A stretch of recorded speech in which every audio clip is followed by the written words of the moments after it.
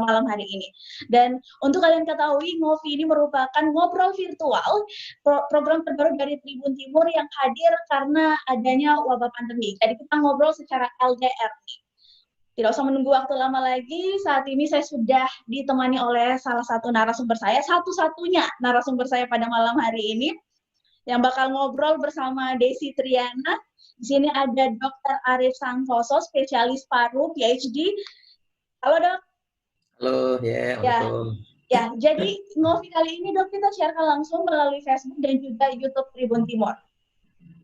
Sekilas tentang Dr. Arief Santoso ini, dia merupakan dosen dari Fakultas Kedokteran Universitas Hasanuddin, kemudian bagian juga dari tim Satgas COVID-19 di Universitas Hasanuddin, dan dokter spesialis paru sekaligus konsultan. Benar dok ya? Ya. Ya. Oke dok, apa kabar hari ini? Alhamdulillah, sehat. Gimana? Hari ini masih sempat ngerawat pasien COVID-19? Selalu lah, tiap hari kegiatannya itu sekarang.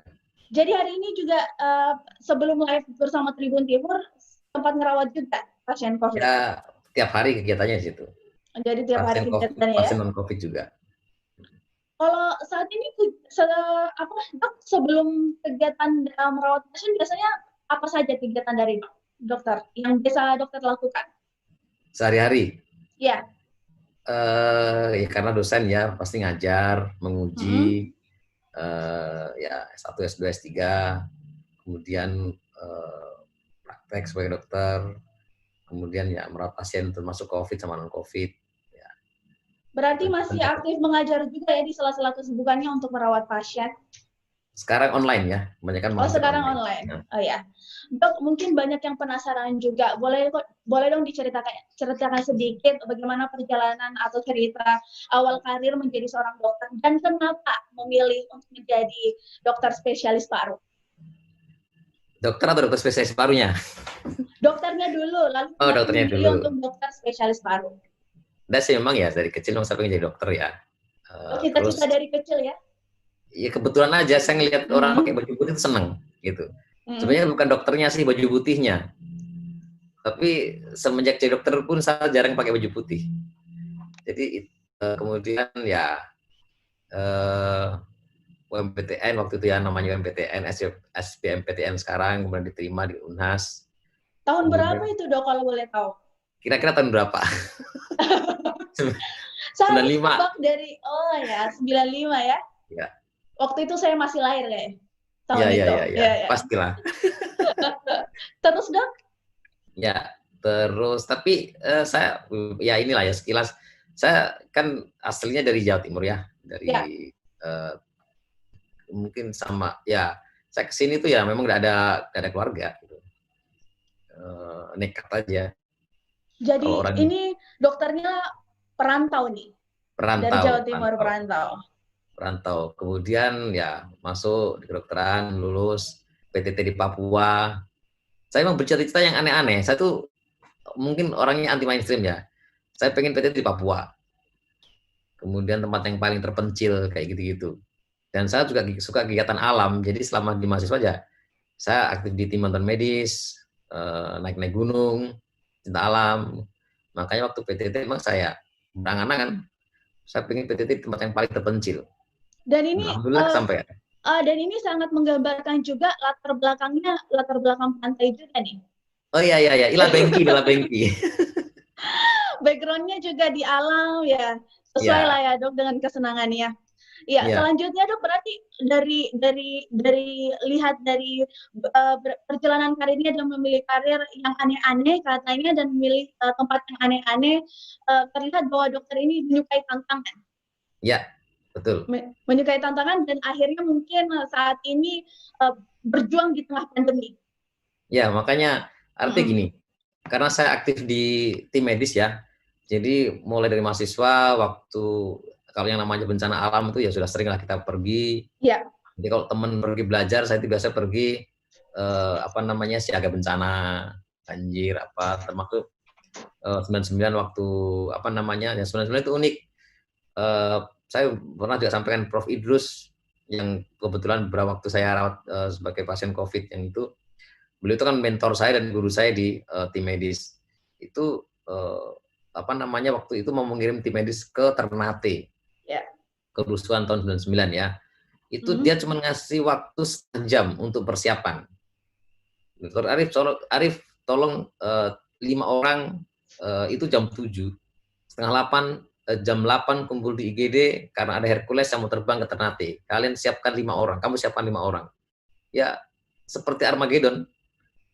Jadi 5 Dan orang. akhirnya menerima tantangan itu juga. Iya, 5 orang siap dalam waktu nggak sampai 1 jam.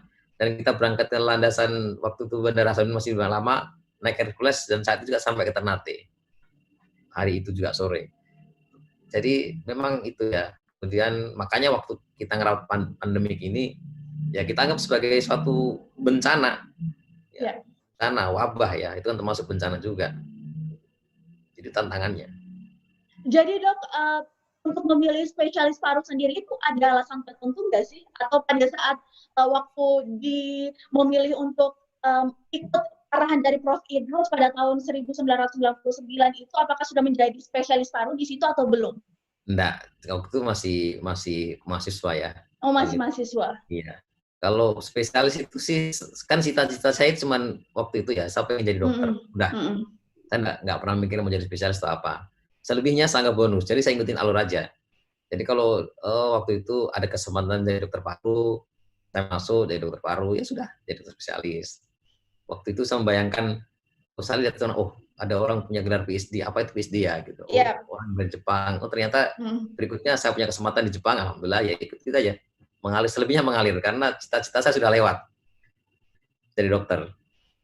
Jadi ini spesialis parunya mengalir begitu saja ya? Mengalir begitu saja. Begitu saja. Nikmatin aja. Oh ya, pernah kebayang tidak bakal menghadapi wabah pandemi dan merawat pasien COVID-19? Pernah kebayang sebelumnya? Atau mungkin bakal terbayang bahwa saya nanti akan merawat pasien dengan wabah tertentu? Pernah terbayang tidak? Ya, kan gini, kalau yang namanya wabah virus, itu bukan yang pertama ya. Pada saat PPDS dulu pernah ada avian influenza, kemudian ada pernah swine flu, ya. Jadi pernah ada MERS-CoV juga, ada SARS. Jadi ya sudah kebayang lah bahwa dunia yang kita hadapi di pulmonologi di dokter paru ini ya akan hal-hal seperti itu. Di luar pandemi kan kita punya TBC. TBC itu kita masih nomor 3 di dunia. Ya, dengan kasus jumlah terbanyak di dunia nomor 3 setelah Cina dan India dan Cina. Jadi dan masih banyak penyakit paru yang lain. Jadi memang ya sudah, dan satu itu, yang kedua ada yang namanya emerging dan re-emerging disease, itu akan ada polanya setiap sekian tahun, 100 tahun atau akan berulang. Jadi sudah ya, gitu sih sudah biasa aja. Artinya bukan biasa, itu artinya udah siap-siap aja lah gitu. Yang bagian dari tugas kita sebagai dokter paru. Berarti sebelum-sebelumnya Dokter Arif ini juga sempat merawat, tapi mungkin dengan wabah yang berbeda ya? Iya, waktu flu burung itu saya masih PPDS, itu saya ya keluar masuk ruang isolasi juga. Oke dok, untuk pasien COVID sendiri, selama merawat pasien COVID ini, dokter nginapnya tetap kembali ke rumah atau ada tempat khusus yang sudah disediakan? Kebetulan sekali dari Satgas itu kan ada untuk nakes ya, tenaga kerja itu kan, tenaga kesehatan itu kan diinapkan di hotel Dalton sama Maxwan. Jadi saya kebetulan dapat jatah 1 kamar di sana. Jadi kalau memang I feel insecure untuk pulang gitu kan, ya saya akan pulang ke sana untuk istirahat apa semua gitu. Kalau untuk pulang ke rumah, berarti udah jarang nih kayaknya pulang ke rumah. Tetap pulang, tapi mungkin waktunya aja. Jadi saya memilih, misalkan saya menginap di Dalton gitu ya, paginya paling pulang. Yang penting saya sudah mandi apa semua, udah bersih, ganti pakaian semua. Pulang sebentar, mungkin sampai jam 7, jam 8 baru balik ke rumah sakit lagi. Rata-rata seperti itu. Kan dokter juga ini bisa dibilang merupakan bagian, atau bukan merupakan ya, emang sudah berdiri di garis depan dalam penanganan COVID dan bersentuhan langsung dengan pasien. Ya. Istilahnya penularan juga bakal terjadi, resiko penularan itu pasti ada. Pernah atau istilahnya pernah ada rasa takut tidak ketika aduh jangan sampai saya tertular, atau anak saya jangan sampai tertular ketika saya pulang ke rumah? Pernah ada rasa Nah, seperti itu nggak, Dok? enggak. Kalau Kenapa saya nggak ada, Dok? Kenapa nggak ada? karena gini ya, artinya gini, dokter, anggaplah Mm-mm. misalkan gini, pemadam kebakaran tidak boleh Mm-mm. takut kalau ada kebakaran datang. Petugas PLN tidak boleh takut naik tiang listrik kalau memang listrik padam, ya kan? Nah, Ya. demikian juga dokter, calon dokter, ya, mahasiswa kedokteran, koas apa semua, seharusnya itu ditanamkan dalam mindsetnya bahwa kalau ada sesuatu yang berhubungan dengan medis, maka ya mereka lah orang pertama yang harus turun. Apakah itu di apa namanya sesuai dengan tingkat ke level kompetensinya masing-masing. Tapi mindset itu tidak boleh kemudian saya harus juga pulang ke rumah kemudian tinggal di rumah. Nah, kalau begitu kan repot urusannya. Kapan dilatih untuk menghadapi hal seperti ini? Kalau buat saya pribadi seperti itu, saya pun begitu. Ya. Jadi begitu ada wabah apa semuanya sudah gitu loh. Karena prinsipnya kita menjadi dokter itu kan for humanity gitu ya, for humanity. Jadi ya we have to sacrifice our time gitu ya, apa namanya untuk ya memang kita harus mendedikasikan waktu kita untuk hal seperti itu, ya kan. Tanggung Jadi jawab terhadap profesi juga kali ya, Dok ya? ya kita kan disumpah seperti itu kan Ya. profesionalisme pekerjaan kita ya. Ya. Profesional pekerjaan kita itu adalah melakukan sesuatu yang pada saat orang lain tidak bisa, kita bisa. Gitu. Pada saat orang seharusnya apa namanya istirahat di rumah, kita yang kerja. Ya, seperti itu. Kalau Kok, misalkan dokternya takut menghadapi pandemik, terus siapa dong yang jadi yang nolong orang sakit kan begitu? ya, Kan? benar, Ya benar semua dokter sekali, harus Dok. begitu. Benar sekali. Kalau untuk dokter sendiri ada tidak untuk cara agar menghindar tertular dari istilahnya dari penanganan pasien COVID-19? Yang pertama pasti doa ya, Itu doa. salah satu Yang senjata pertama, yang ampuh kali ya, iya, Dok. nggak boleh lupa itu.